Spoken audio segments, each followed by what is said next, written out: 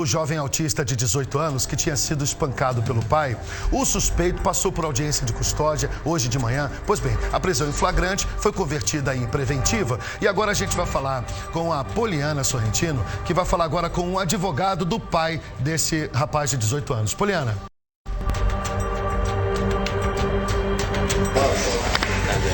Acabou neste momento, então, a audiência de custódia relacionada ao homem identificado como Franklin. Ele que é pai daquele jovem que tem o transtorno do espectro autista, o jovem de 18 anos, que a gente mostrou ontem aqui na tela do programa O Povo na TV, com várias agressões no corpo, bem como na cabeça também. O homem, o nome dele completo é Franklin Ranieri Alves dos Santos. E a gente acaba de receber a informação de que ele teve a prisão de flagrante convertida, na verdade, para preventiva. E ainda hoje pela manhã, depois de alguns procedimentos burocráticos, ele vai ser encaminhado ao presídio do Roger. A gente vai tentar conversar aqui com o advogado. Bom dia para o senhor.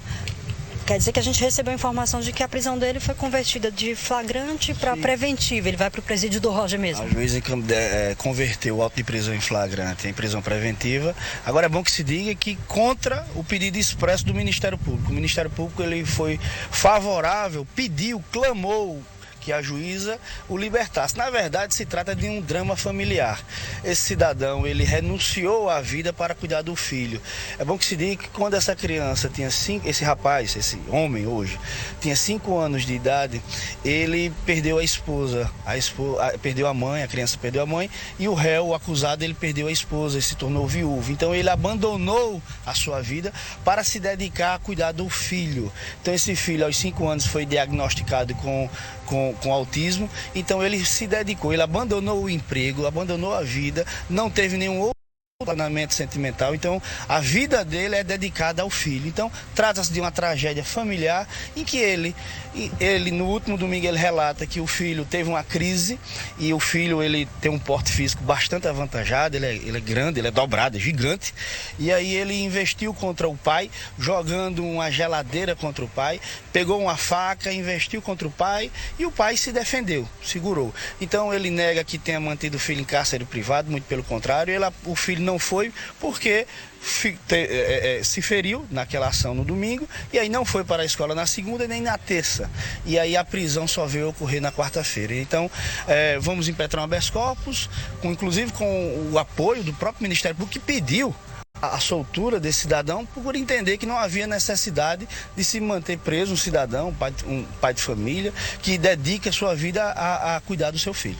Muito obrigada pelas informações. A gente que está seguindo essa situação desde ontem, onde o Franklin foi trazido para aqui. Então, a prisão dele de flagrante foi convertida para preventiva e ele ainda hoje vai seguir para o presídio do Roger. Ele que alegou por o filho dele ser grande, enfim, ter o transtorno do espectro autista de forma severa. Então, seria um pouco agressivo com o pai. Então, ele teria tentado conter o filho no último domingo, após o filho ter jogado supostamente uma geladeira contra ele.